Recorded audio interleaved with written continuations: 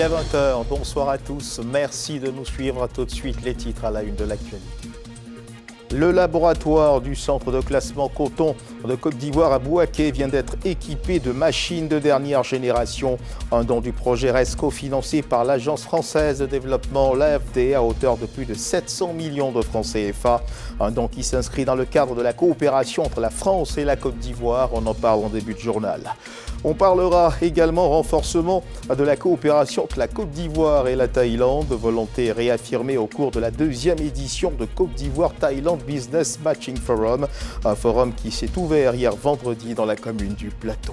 Dans l'actualité nationale également, insalubrité autour des commerces alimentaires. Nos reporters Aurélia Droukoula et Gilles Tonia ont sillonné quelques communes du district d'Abidjan. Espaces de commerce et de restauration fréquentés font ménage avec des ordures. Les règles les plus élémentaires d'hygiène n'existent pas malgré toutes les campagnes de sensibilisation. Les autorités menacent de sévir pour mettre fin à ce fléau qui met en péril la vie de nombreux citoyens. Et dans l'actualité internationale, le Mali a été visé ce samedi par une nouvelle vague d'attaques coordonnées menées par des groupes djihadistes ciblant plusieurs villes du nord et du centre du pays, ainsi qu'un établissement pénitentiaire selon l'armée, des habitants et des sources sécuritaires. Voilà pour l'essentiel. Madame, Monsieur, merci de nous suivre. La Côte d'Ivoire et la France renforcent leur partenariat au profit du développement économique du nord de la Côte d'Ivoire. Le laboratoire du centre de classement coton de la Côte d'Ivoire à Bouaké vient d'être équipé de machines de dernière génération. Un don du projet RESCO financé par l'Agence française de développement. Un don estimé à plus de 700 millions de francs CFA. Le ministre Bruno Nabagné s'est rendu à Bouaké pour livrer officiellement ses équipements. Reportage de Charles Tatou. Deux nouvelles machines de dernière génération appelées HVI permettent désormais le classement technologique du coton ivoirien. Le centre de classement coton de Côte d'Ivoire, basé à Bouaké, bénéficie de même des équipements connexes de pointe. Et la réhabilitation de la station de recherche du CNRA, toutes ces infrastructures sont les fruits du projet Résilience des systèmes cotonniers du Nord de la Côte d'Ivoire, RESCO. Un projet piloté par l'Intercoton sous l'égide du ministère de l'Agriculture, du Développement rural et des productions vivrières, avec le financement de l'État à travers l'Agence française de développement. C'est pour remettre officiellement ces dons que le ministre Bruno Nabagné est venu à Bouaké, accompagné du ministre délégué chargé des productions vivrières Benna Kini Komwe et de l'ambassadeur de la France en Côte d'Ivoire. Les chaînes HVI que nous remettons aujourd'hui permettront d'analyser la fibre de coton avec davantage de précision et de fiabilité. Elles contribueront à mieux classer le coton ivoirien, à mieux valoriser sa qualité et à renforcer sa compétitivité sur les marchés. Il ne peut y avoir de souveraineté agricole sans une intégration étroite entre la recherche, la production, la transformation et la commercialisation. Saluer et mettre en lumière la qualité exemplaire de la coopération entre la France et la Côte d'Ivoire. Une visite guidée du laboratoire du centre de classement coton bouclé, la visite de la délégation du ministre Bruno Nabagné. De quoi renforcer le développement dans la région nord du pays. À la une de la page culture ce 4 juillet, Madame, Monsieur, ce livre que nous tenons entre les mains, intitulé « Relations publiques événementielles et gestion de la réputation de la Côte d'Ivoire durant la Cannes 2023 ». Il est de Dja-André Ouraga Junior Gokra, maître de conférences en sciences de l'information et de la communication, diplômé de l'université Alassane Ouattara de Bouaké, où il occupe les fonctions de chef de département des sciences du langage et de la communication. Et comme vous pouvez le constater, l'auteur est avec nous donc sur ce plateau. Monsieur Dja, bonsoir et bienvenue. Bonsoir, Monsieur Guivet. Alors, permettez-nous de marquer juste un point d'interrogation justement sur la première de couverture de votre livre. On ne peut donc en parler. Il y a une carte de la Côte d'Ivoire avec un ballon de foot juste en bas. Quel est le message que vous avez voulu passer en effet, à travers cette image? Alors, on voit tout de suite la carte de la Côte d'Ivoire à l'intérieur avec le drapeau ivoirien. C'est déjà une évocation territoriale. Ensuite, vous avez un ballon de football. ça montre que la Côte d'Ivoire a un intérêt particulier pour le football. Voilà. On peut aller plus loin, au-delà de cette approche sémiologique, pour dire que, et ça fait l'objet de cette réflexion, pour dire que cet ouvrage met en lumière le rapport entre relations publiques événementielles et l'image du pays, en choisissant un contexte qui est bien le contexte sportif, voilà, pour voir un peu quels sont les enjeux de la communication. Et merci pour ces précisions. Nous irons dans le détail de ces livres dans un instant. En attendant, regardons à cette concertation régionale consacrée à l'avenir du pastoralisme qui s'est tenue à Abidjan. Elle a rassemblé les partenaires, les représentants des communautés pastorales d'Afrique de l'Ouest et du Centre. Une rencontre régionale organisée par le réseau Bilital Maroubé et WAMIP avec l'appui du ministère ivoirien des Ressources animales et halieutiques et de plusieurs partenaires techniques. Reportage Abigail Kouadio, Jean-Louis Gambo. Ils sont une cinquantaine de représentants des communautés pastorales d'Afrique de l'Ouest et du Centre qui échangent sur les principaux défis du pastoralisme, la mobilité des troupeaux, les conflits agro-pastoraux, la sécurisation des terres de pâturage ou encore les effets du changement climatique. Le gouvernement veut valoriser la production de particulièrement bœuf, mais aussi mouton. Donc pour nous, nos responsabilités, c'est pour accompagner le gouvernement pour faire avancer leur agenda.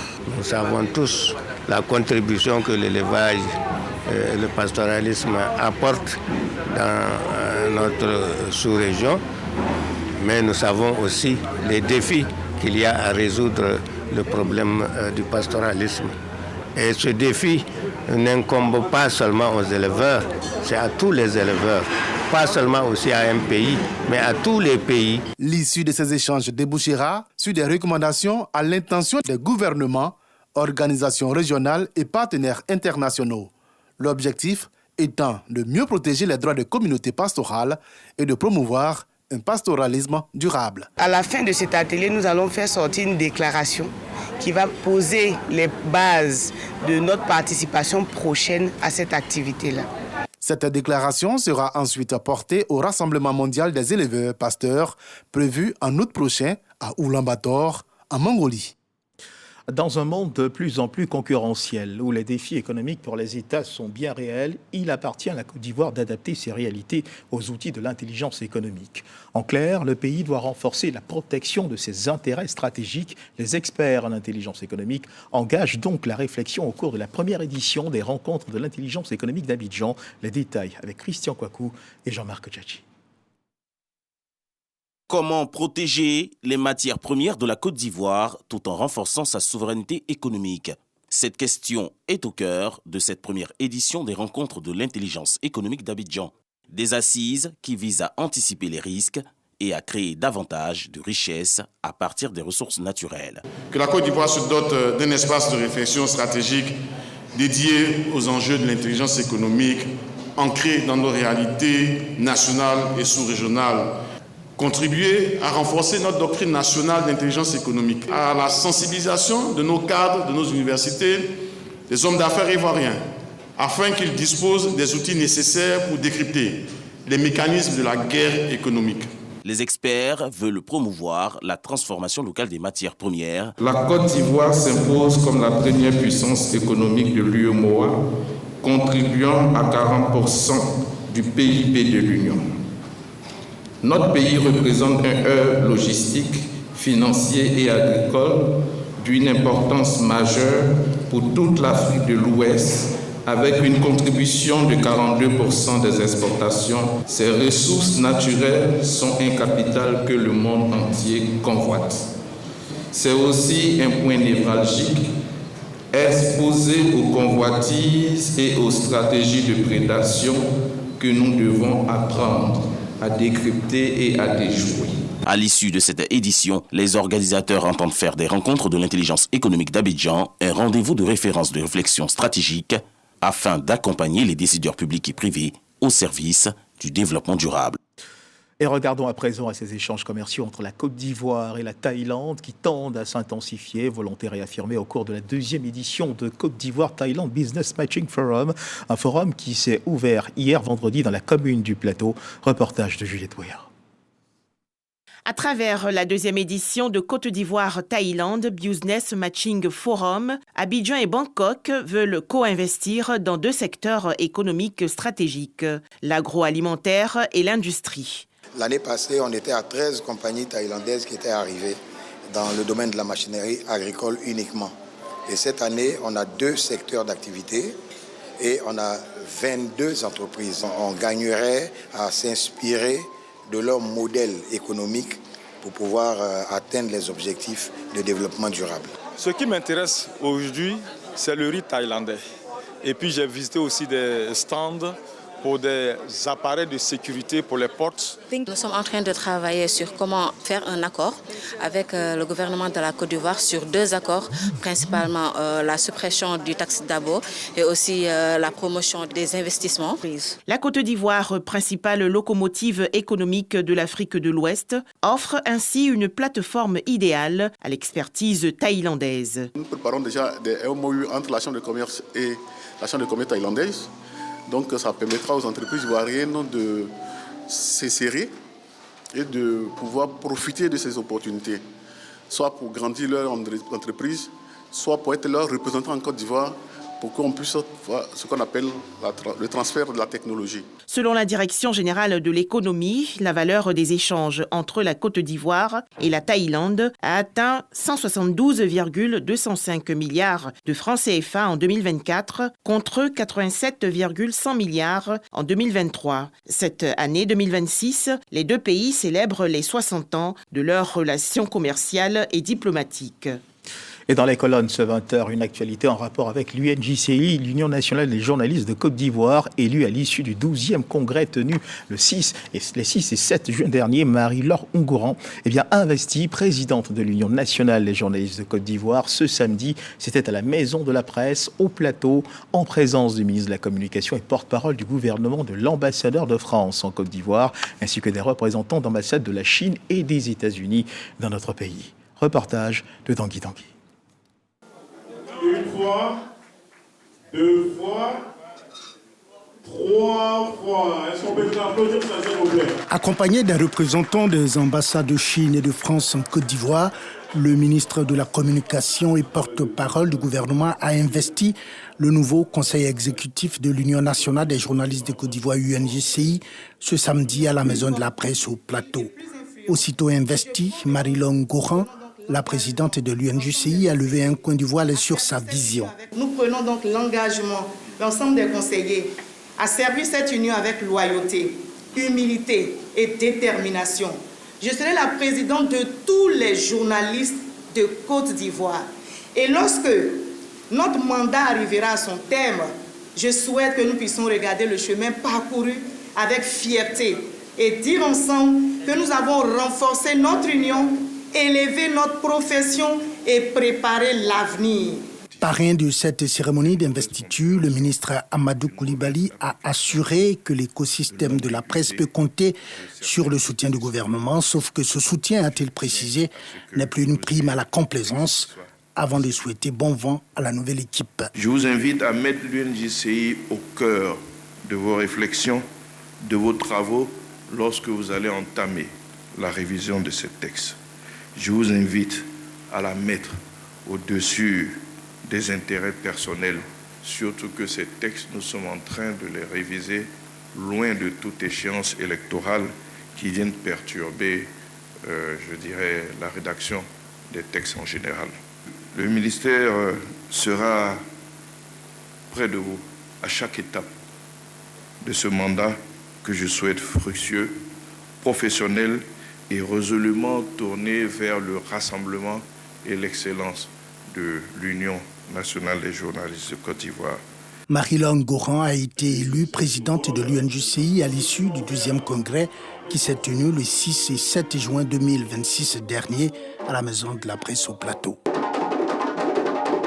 Voilà, et nos vœux de succès accompagnent la nouvelle présidente de l'UNJCI. Madame, monsieur, les normes traditionnelles et les défis qui les accompagnent pèsent énormément, tant pour les hommes que pour les femmes. C'est ce qui ressort d'une étude conduite par le Centre de développement de l'OCDE à l'initiative du gouvernement ivoirien, à travers le ministère de la Femme, de la Famille et de l'Enfant, afin de comprendre les représentations de la masculinité pour mieux promouvoir l'égalité des chances entre les hommes et les femmes. Le rapport de l'enquête nationale sur les normes de masculinité en Côte d'Ivoire a été officiellement présenté à l'université Félix Houphouët-Boigny d'Abidjan. Les précisions de Saria Bamba et Régis Kofi. Dans la cellule familiale, l'homme est celui à qui presque toutes les charges sont attribuées. Ce qui n'est pas sans conséquence.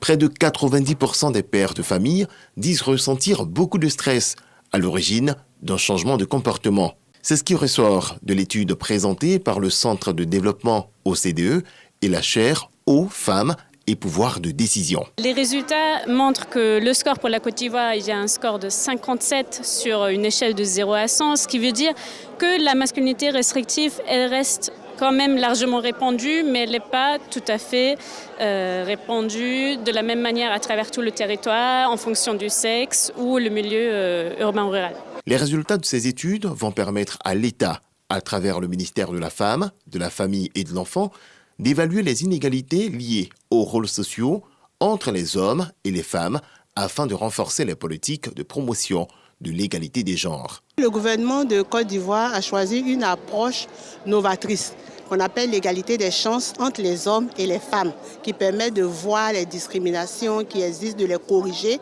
et surtout de faire travailler à la fois les hommes et les femmes pour qu'on puisse aller au développement durable et équitable. On a longtemps travaillé pour les femmes. Maintenant, on se rend compte que si on associe en même temps les hommes avec leur capacité d'influence, plus les femmes, on va y arriver.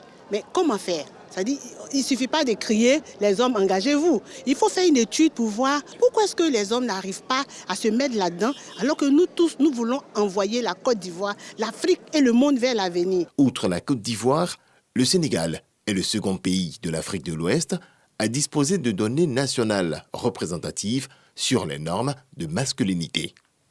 Le reportage qui va suivre met en lumière l'insalubrité qui règne en maître autour de certains commerces alimentaires à Abidjan.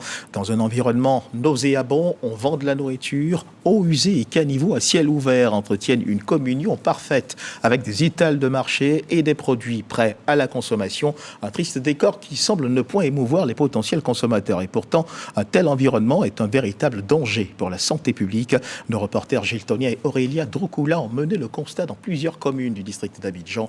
Voici le reportage. Sur des grillages noircis, par les années d'usage, des rangées de poissons et des morceaux de viande fumée dans un décor de désolation.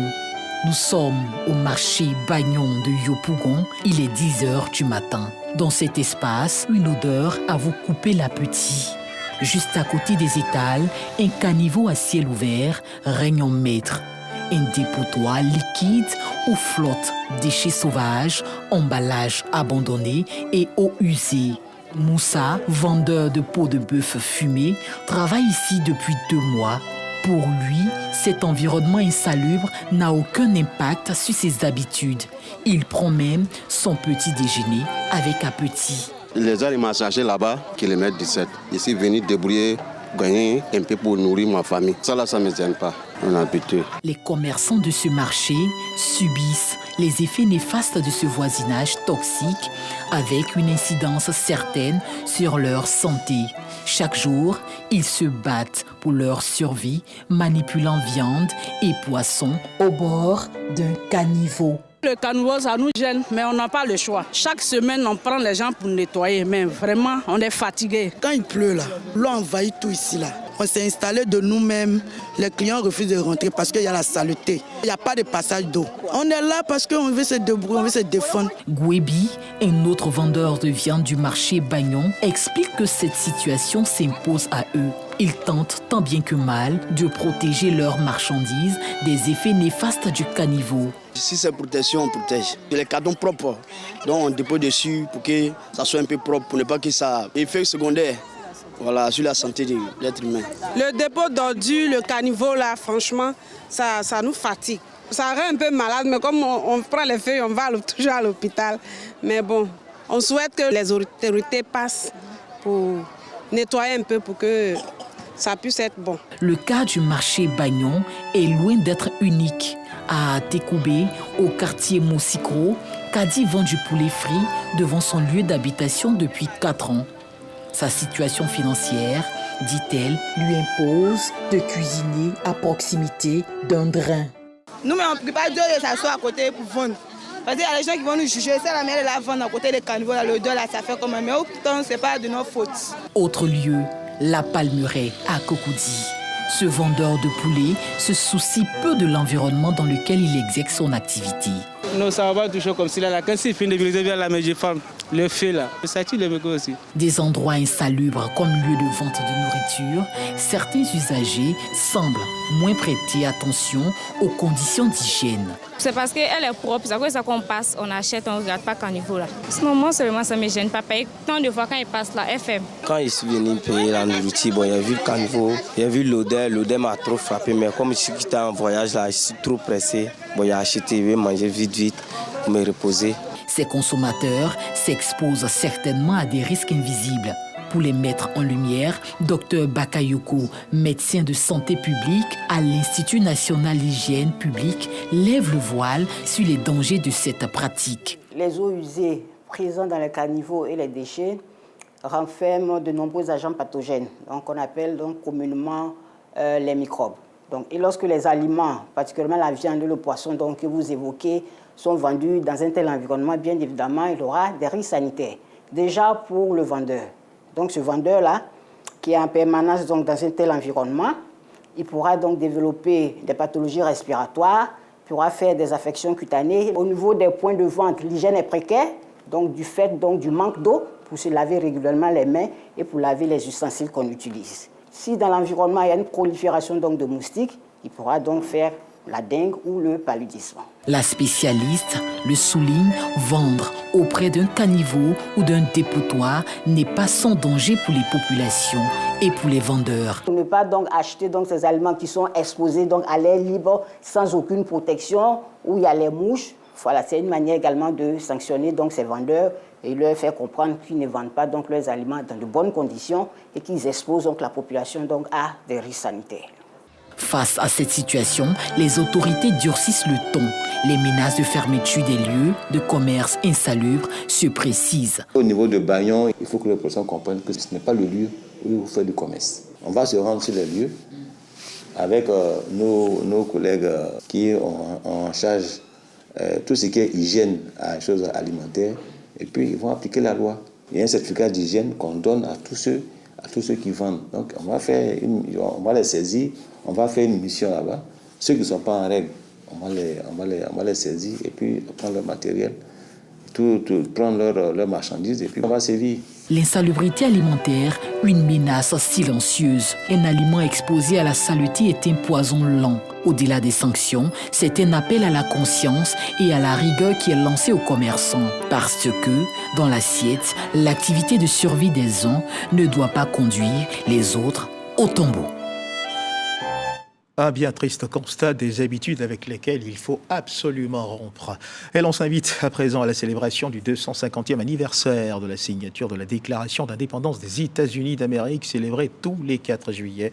Ici, en Côte d'Ivoire, c'est l'annexe de l'ambassade des États-Unis qui a accueilli cette commémoration. Au nombre des invités, des officiels et des membres du gouvernement ivoirien, notamment le ministre délégué chargé de l'intégration africaine et des Ivoiriens de l'extérieur, Adama Dosso. Reportage de Souleymane Nonisankou. C'est un événement historique célébré avec l'entrée du détachement du corps des Marines.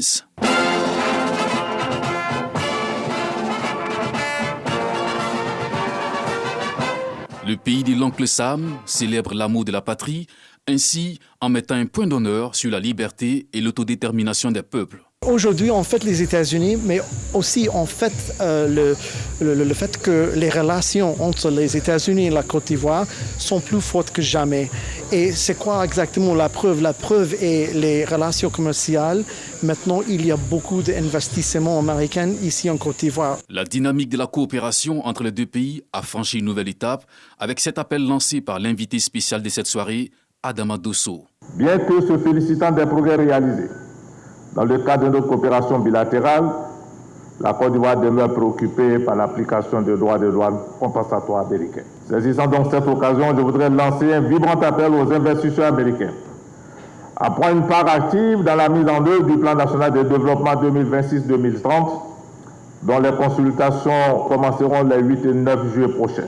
Avec les 65 ans de coopération bilatérale ininterrompue, les États-Unis et la Côte d'Ivoire entretiennent actuellement un partenariat stratégique en pleine accélération avec Yamoussoukro qui s'est imposé comme l'un des alliés les plus stables et privilégiés de Washington en Afrique de l'Ouest. À la une de l'actualité également, la fonction publique avec le lancement des corrections des concours administratifs 2026. Plus de 80 000 copies à corriger pour 500 correcteurs dûment sélectionnés. Le lancement des sessions de correction de la première séquence des épreuves écrites des concours administratifs 2026 a eu lieu ce matin au lycée technique d'Abidjan à Cocody. À suivre le reportage de Michel Mambo.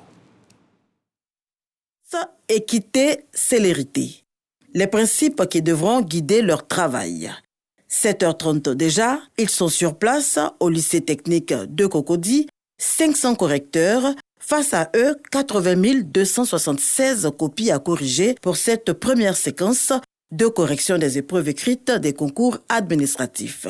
La directrice de cabinet de la ministre d'État, ministre de la fonction publique et de la modernisation de l'administration, également sur les lieux pour s'assurer de l'effectivité du démarrage. La gendarmerie qui nous a transmis les copies déjà ce matin, très tôt, et c'est devant vous avez pu le constater, que nous avons ouvert les malles pour dire que la sécurité des copies est garantie. En termes d'instruction, nous avons demandé aux correcteurs de corriger les sujets en mettant un point d'attention sur le travail effectif des différents candidats. Ne pas se précipiter pour corriger, on va dire, le maximum de copies, mais prendre le temps de pouvoir faire les corrections comme il se doit. Valérie Djebri Nguessan, directrice des concours, rassure également la rigueur est de mise. Les corrections se font à Abidjan et à Yamoussoukro avec l'INPHB. Les tests ne permettent pas à un candidat de demander qu'on revoie sa copie s'il estime la note ne reflète pas son travail. Pour cette première séquence de correction pour les compositions tenues les 27 et 28 juin dernier, les premiers résultats sont attendus dans une quinzaine de jours. Et dans l'actualité internationale, le Mali a été visé ce samedi par une nouvelle vague d'attaques coordonnées menées par des groupes djihadistes ciblant plusieurs villes du nord et du centre du pays, ainsi qu'un établissement pénitentiaire. Selon l'armée, des habitants et des sources sécuritaires. À Gao, des habitants ont rapporté des échanges de tirs et de fortes détonations près d'un camp militaire dans le centre du pays, à Sévaré. Une source sécuritaire a indiqué que plusieurs explosions avaient été entendues vers 5 heures du matin, sans qu'il soit possible d'en déterminer l'origine immédiate, tandis que des avions militaires ont été aperçus dans la zone, donc survolant la zone. Place à présent à la page culture de ce 20h.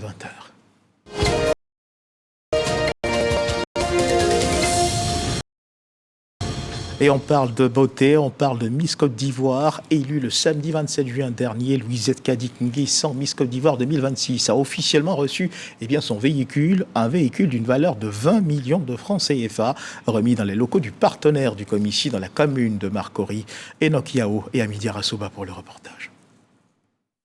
Miss Côte d'Ivoire 2026, Kadi-Nguessan Louisette reçoit officiellement les clés de son véhicule, l'un des prestigieux lots prévus par le Comici, comité Miss Côte d'Ivoire, pour récompenser celle qui incarne désormais la reine de la beauté ivoirienne. Il est le fruit d'un partenariat entre le Comici et ce concessionnaire de véhicules. Je suis très heureuse d'avoir reçu ce magnifique véhicule. Je pense que ce véhicule-là va me servir à moi et à mon trio et je compte en faire bon usage. Nous avons décidé d'accompagner le Comici parce que c'est une enseigne qui dure depuis plus de 30 ans en Côte d'Ivoire et qui célèbre la beauté ivoirienne. Pour sa part, le Comici a salué cette collaboration bénéfique pour la promotion du label Miss Côte d'Ivoire. Je tiens, monsieur, à vous dire merci pour la confiance. Merci au nom de toute l'équipe du Comici et que cette collaboration, qui je l'espère sera fructueuse parce qu'à chaque fois qu'on s'associe et qu'on est partenaire du Comici, on devient numéro 1. Cette remise marque le début d'une nouvelle aventure pour la Miss Côte d'Ivoire 2026, un véhicule qui lui permettra d'assurer ses nombreux déplacements dans le cadre de son mandat. À savoir également, le Burida, en collaboration avec Jamor Records, a organisé dans la commune de Cocody une session de formation et d'information à l'endroit des artistes de Côte d'Ivoire afin de leur permettre de mieux comprendre l'assurance santé Burida afin d'en tirer pleinement profit. Les explications de Michel Mambo. Depuis 2014, le Burida, Bureau ivoirien du droit d'auteur, propose aux artistes ivoiriens une police d'assurance maladie, une protection sociale qui prévoit une large couverture de la famille du sociétaire. Opportunité à saisir et pourtant. Sur plus de 11 000 sociétaires, il y a à peine 200 qui sont assurés. J'ai dit, c'est pas possible. Il n'y a pas longtemps, j'étais malade, mais c'est la carte d'assurance qui m'a attiré d'affaires en fait, avec les multifactures qui sont sorties. Comment je vois un peu ce que ça m'a apporté, puis je vois que les gens négligent, mais minimisent ça, j'ai dit, il faut qu'on fasse quelque chose. Informer, former, sensibiliser, c'est tout le sens de cette activité porté par Jamor Records et le Burida y adhère pleinement. C'est une assurance subventionnée par le Burida pour que la prime soit supportable pour les sociétaires. C'est-à-dire que la prime de l'assurance est de 360 000 francs l'année, mais subventionnée par le Burida et le ministère de la Culture, la prime revient à 156 000 francs à la charge du sociétaire. Si vous regardez bien, s'il prend les dispositions, il peut payer 13 000 francs par mois pour pouvoir s'assurer. Quand il est assuré, il couvre sa famille, 4 enfants et lui-même et sa conjointe avec 6 personnes à hauteur de 80%. C'est quand tu es malade que tu vois l'importance même de l'assurance. Quand tu es assuré, tu arrives quelque part, on s'occupe de toi, même si tu n'as pas assez de moyens. Vraiment, c'est une bonne chose. Merci beaucoup à notre maison Burida. Comment bénéficier des avantages de la police d'assurance mise en place par le Burida? Thème de cette session de formation, la première d'une série qui s'étendra d'Abidjan aux villes de l'intérieur. Et une belle initiative pour les artistes de Côte d'Ivoire. Madame, Monsieur, place à présent à l'entretien de cette page culture, relations publiques, événementielles et gestion de